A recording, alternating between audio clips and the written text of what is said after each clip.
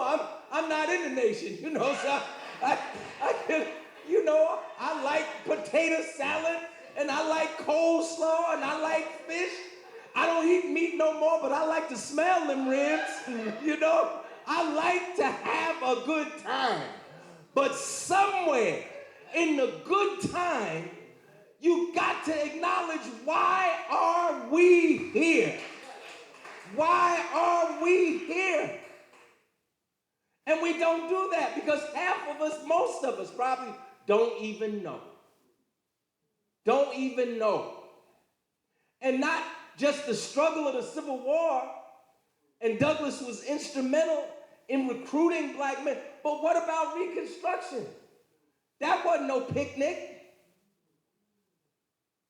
Reconstruction was, they literally tried to re-enslave us. And you can see this in the 13th Amendment, which was passed in 1865. The 14th Amendment passed in 1868. The 15th Amendment passed in 1870. In the 13th Amendment, like the juju was already there. Or maybe I shouldn't use juju. No, you're good, Mr. Hammond. Maybe I should use. The floor is yours. That evil thing was already there. In the 13th Amendment says slavery abolished except for those who commit a crime. The fix was in. See, the struggle is never ending. The struggle is never ending. There's not going to be a time when we're not going to have to fight. We going to fight till we die. Our children are going to fight, and they going to fight. I'm going to tell you something. I'm a socialist. I look forward to a socialist America one day. I think we should have universal health care. I think we should have a living wage. I think we should have all that stuff they got in Sweden and Denmark and Norway and other places. But I'm going to tell you this. If socialism came to America tomorrow, we would still have to fight against racism. We would still have to fight against racism. Du Bois said, the problem of the 20th century is the problem of the color line. It's the problem in the 21st century. And it's probably going to be the problem in the 22nd century. And we won't really be able to get to where we need to go until this problem of racism is dealt with. I know some people don't agree with that. I don't care. I'm 70 years old. I'm going to say what I really believe now. I got my Social Security. I got my pension. I'm a free man. I don't have to go to the plantation. You still got to go. I ain't got to go. I'm a senior citizen. I'm 3 times over a senior citizen. I'm 70. I'm past 62, 67, and 66. And I'm a grandfather. Racism is serious, y'all. We have never had an optimal choice. We have always had to choose the best possible choice. All the time. We talk about what to the slave is your 4th of July. What happened in 1776 when the colonies tore themselves away from Great Britain? What was it to the black man? George Washington wasn't going to recruit any black soldiers. He didn't want to offer no freedom. The first to offer freedom were the British. The British offered freedom to enslaved people that would come and join them to fight against Washington.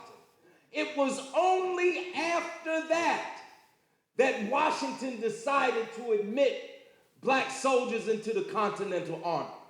And there were 5,000 of them. But you know what?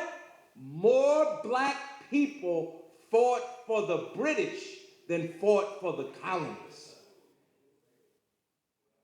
Because a lot of black people was like, no, I'm not fighting from the what? Fight for the slave master? Oh, no. I'm going over here. Give me one of them red coats. You know, I ain't putting on this blue coat. I want one of these red coats. And when the war was over, where did these black soldiers go? They got on boats and the British took them to Nova Scotia and Sierra Leone, but mostly to Nova Scotia. Isn't it something to consider? Isn't it something to consider? The floor is yours, brother. The floor is yours. Isn't it something to consider that Canada didn't have a civil war? That Canada abolished slavery without a civil war? I mean, that's something to think about, and the implications of that. This country was so reactionary, they wanted to invade Canada. Yes, that's what the War of 1812 was all about. The United States was trying to gear up to invade Canada because black people was leaving the United States.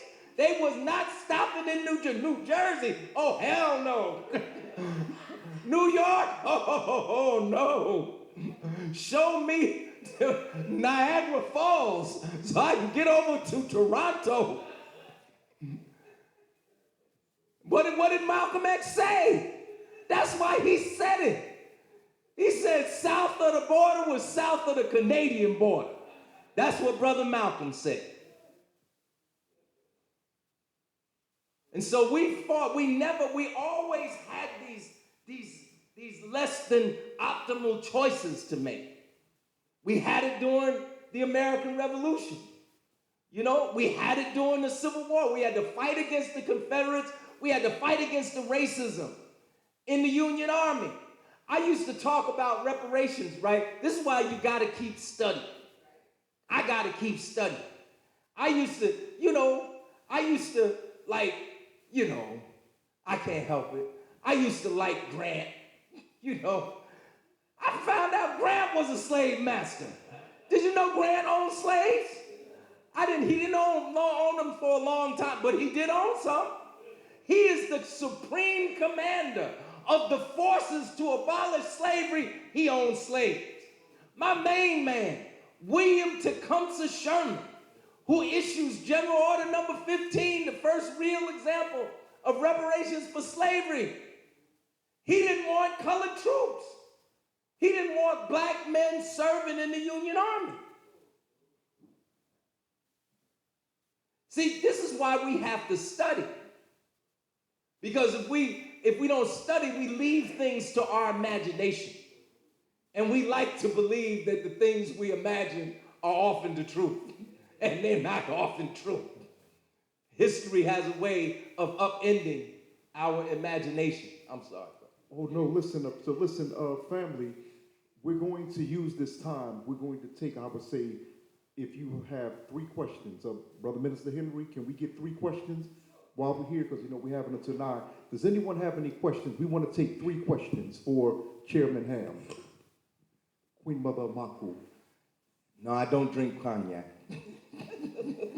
Hold up, wait, Cornell, what did he say he drink? Muscatel. Dr. Wesley, like Muscatel.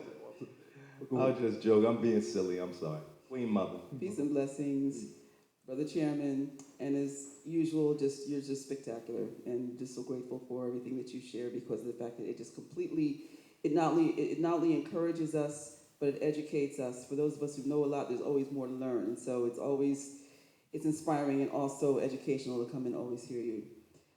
With the recent Supreme Court decisions, I'm going to leave it right there. I'd like to hear your thoughts. One, dealing with the homelessness issue, and then especially dealing with the power of the presidency. Right. There have been multiple disastrous Supreme Court decisions in the last 4 years. The most recent 3, or maybe it's 4, they outlawed homelessness, so now they can arrest people for being homeless on the street. They dumped the Chevron deference decision, so now they can agencies can act without regulation, and they also accrue to themselves. Now judges can make decisions, whereas agency experts could make these decisions before. Now the judges that don't know nothing about the environment, everything else, now they're going to be telling all these regulatory agencies what they can and cannot do. The case with now it's okay to give elected officials money, which, as was said, were bribes, gratuities, right? I wish somebody would give me a $13,000 gratuity, because that was involved in that case. That elected person got $13,000 gift from somebody, but this decision was made by 9 people that seemed to ingratiate themselves with gratuities, particularly one Clarence Thomas got $4 million worth of free trips. Alito, Kavanaugh got all kind of bills paid. I think all them people should be impeached. I hear, what's her name? Ocasio-Cortez is going to introduce impeachment. I hope people support that, because especially Thomas and Alito should be impeached. But Kavanaugh, he could be impeached too. He got all kind of bills paid that nobody knew about. They paid off the mortgage to his house, which was $1.5 million. They paid off a $92,000 credit card bill. I mean, it's crazy. It's crazy what's going on. But see, all this goes back. And then, of course, the mother of Supreme Court decisions, or maybe I should say the father, not the mother, the father of Supreme Court decisions, is that now Trump is immune from prosecution, for a quote-unquote official acts, which they did not define. They did not define what's official and what's not official. So now anything can be official. This is very dangerous. But see, let me throw some stuff in the pot here and really try to mess stuff up.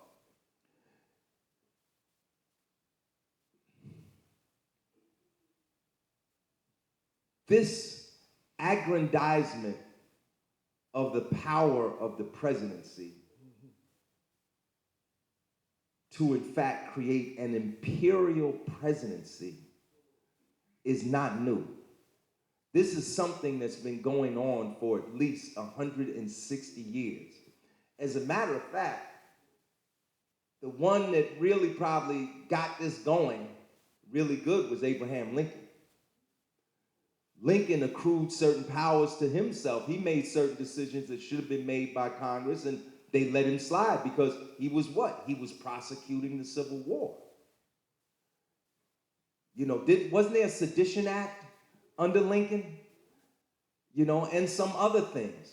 But this struggle between the branches has always been going on.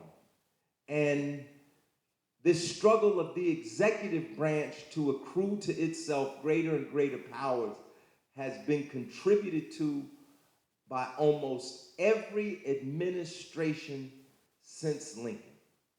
So it goes back to the Civil War. Now you have, with this really reactionary Supreme Court, the Supreme Court becoming, in effect, a legislature of 9. It is over, 9-6, right. It was a 6 conservative supermajority.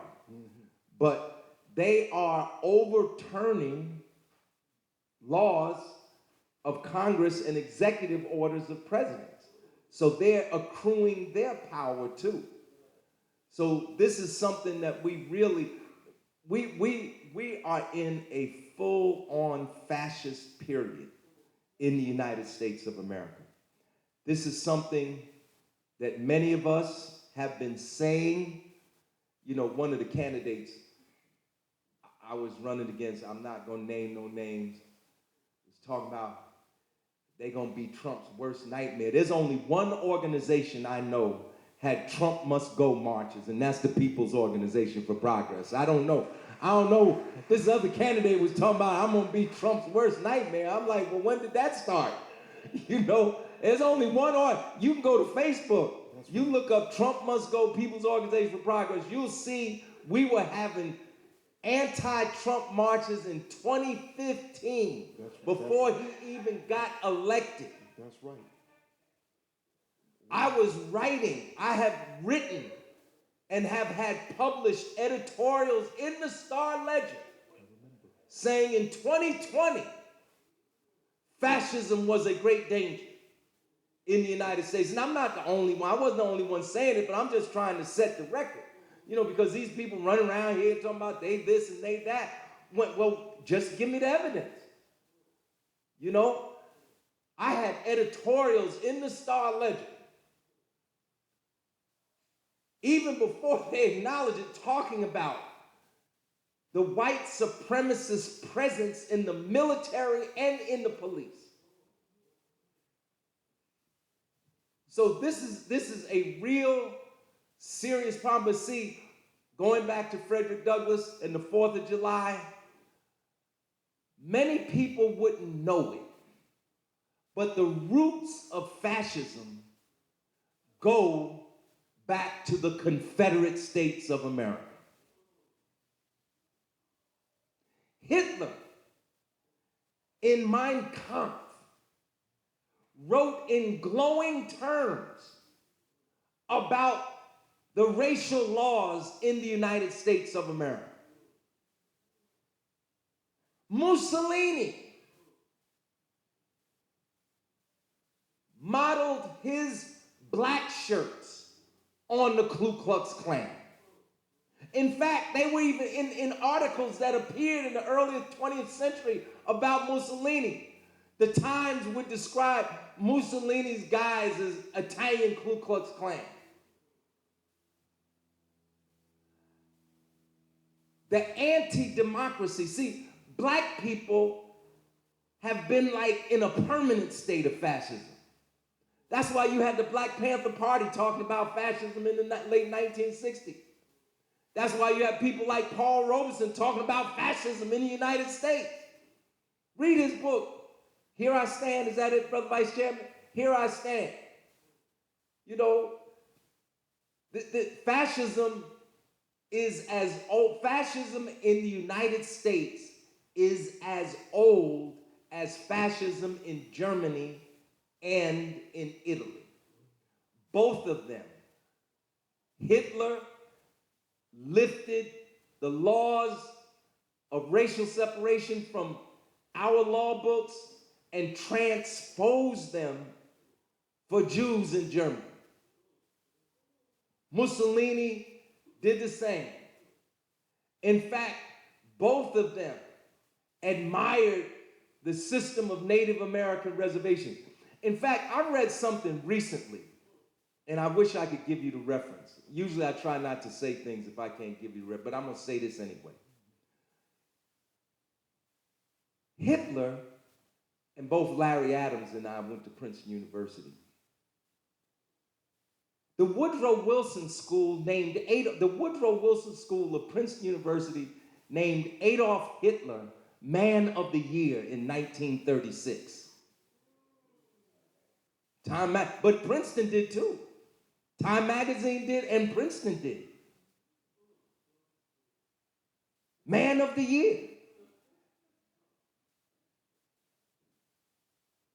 So, my mother, Grace, worked at Picatinny Arsenal in the 1950s.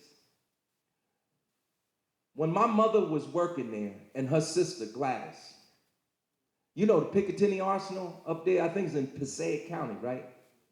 Somewhere up there. My mother worked there, Picatinny Arsenal. You know, there was a bombing at the Picatinny Arsenal during the 1950s when my mother worked there. It was carried out by some people called the Silver Shirts. Because in the 1930s, you know, you had the Klan, but all these other groups started springing up. Black shirts, red shirts, silver shirts, white carnation, white citizens council, all kind of manifestations. So the point I'm trying to make is this. When they stormed the Capitol on January 6th, they had the Trump flag, They had the Nazi flag and they had the Confederate